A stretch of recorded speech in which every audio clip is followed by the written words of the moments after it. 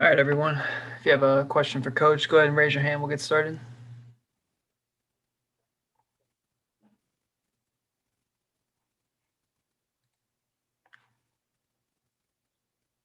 Fred.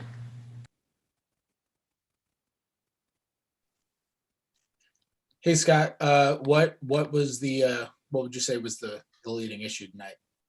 We struggled closing out all the way to the touch on the catch on 3-point line. They were 19 for 32. That's tough to do in an open gym. We got to do better. We watched film. We talked about the guys, and we didn't close all the way out to the shooters, and that was the night. And we had opportunities to make some shots ourselves, and we struggled. But we cut the lead, I think 6 a couple of times, and they came and hit a big shot. And we would, not make one, and they extended the lead like 3 times on us when we would cut the lead to, 6 or 7 or 8 points. And but they made shots, and we helped them make them. How do you assess the way that you guys switch defensively? Do you think you guys pull off the coverages the way that you're supposed to? Well, some of them, and some of them are not so well. Some of them, a lot of them was just drive and kick. Tonight it was a lot of drive and kick. They would get us by on a move, and we would overhelp, and we would close out at 2 feet short. When you do that, shooters make shots, and we have to do that. We have to trust our abilities. We have to trust our quickness. We have to trust our skill to contest. And we did one time really good, and we got fouled. We got called for a foul on Rolo, but we have to contest the 3-point line. We can't close out short. We've seen it too many times. Neil. Scott, do you see any correlation between when Russell Westbrook is playing with you guys and you guys not having great defensive games? No, I mean, we haven't played well. We haven't had some consistent rhythm. It's going to get better. But yeah, we're not. I know sometimes some of the questions, I understand some of the questions I get, and we're not 2 different teams. We're one team, and Russell doesn't play on back-to-backs, and that's the way we are. We have to make an adjustment, and you always have to do that when you got guys out. Hopefully we can get everybody and getting some consistent rhythm, but I don't buy in, and I don't divide the team. We're one team, and some nights we don't have Russell. Some nights we didn't have other guys, and we're still one team. We still have to play well, and we have to play better. I know sometimes it asks a lot, and when you do that, a lot of times it's up and down. It's the inconsistencies are there, but sometimes that's a little bit predictable, and we got to be able to fight through that and figure it out. Ava. Scott, kind of on that note, Russell, it looked like, was really struggling in the first half. What did you see in the second that he was kind of able to do a little bit better? It looked like maybe he was more comfortable in his shot selection. What did you see? Yeah, I mean, he gets frustrated when you have a dribble, and we've all learned how to dribble from the day we picked up a basketball. And when you have a dribble and the ball suddenly doesn't come back to your hand because your hand is being blocked by another person's arm, that's frustrating. And when you don't get those calls, and those are turnovers, and those are turnovers that lead to a transition, and you get frustrated. And not that I'm saying that was the game, but I thought he just said, I'm going to manage that, and I'm going to play through all of that. But sometimes you want to be, rewarded by doing the right thing, and the defense not doing the right thing. But we got to play through that. Shy. May I record? Sure. Thank you. Coach, it seemed that tonight the team played better with Avdia making decisions than with Westbrook. How would you assess Avdia's performance tonight?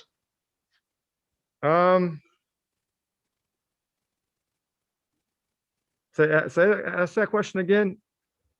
How would you assess Avdia's performance tonight? Because from what I at least saw, I thought the team played better with him making the decisions than with Westbrook, at least in the first half. Yeah, I mean, I appreciate the question. Denny's going to have some good games. He's not going to have some good games. That's a lot of young players and actually a lot of players. That's the league. You want to have consistency. Last two nights, Denny's gotten a lot of great looks. I like the fact that he came back and took those open threes. He made 2 out of the 6, but last night he didn't make any. But a lot of times when you don't make any the night before, or 2 nights, and you feel like you're not ready to take that next one. But he came in with confidence. Then he's going to be a good player, and he still has to continue to work on his game like he has. And yeah, I don't know if you're saying Denny's a better playmaker than Russell. I don't know if that's what your question is. No. But I'm just saying that tonight it seemed that way in this particular game. Yeah, I mean, Denny's, like I said, we got our playmakers, and he's doing it. He's doing it just he's at the right pace right now. It's a very difficult, it's a challenging league from that position.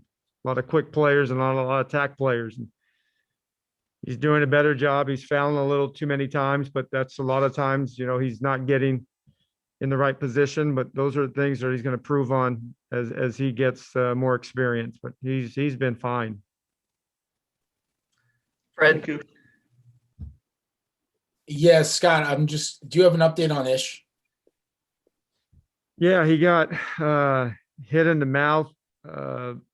He was bleeding from inside and outside stitches, and we just couldn't control it. So that's why he didn't go back into the game. He's going to be in a lot of pain over the next 48 hours, but he's a tough young man. He'll bounce back, and I'm assuming he'll play. He'll play on Friday night. So I'm curious how much you really went with an 8-man rotation for the first time all year tonight. You went with a 9-man last game after going with a 10 for most of the season. How much of that had to just do with the Ish injury, and is this you cutting back your rotation something? No, I was going with 9, and then Ish goes out, but that gave DB, Rui, and Denny more minutes.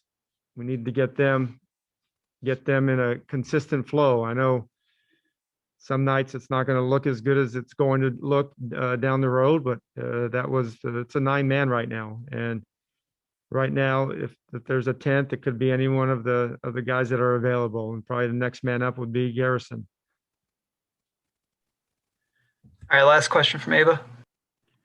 Scott, as you guys kind of look to even out, do these really up and really down games, does it take a lot out of the team as you guys are still kind of looking for rhythm, looking to get your legs back? Like, does it affect your energy in that way?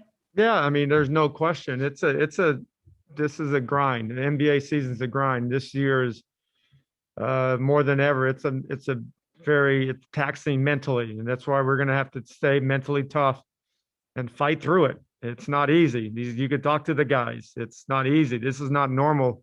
What's happened to our players, and I'm not using it as an excuse, but I'm proud of them. They're not using it. They just keep fighting, and they know that it's gonna turn, and we're gonna get in a nice rhythm. But right now, it's a little up and down.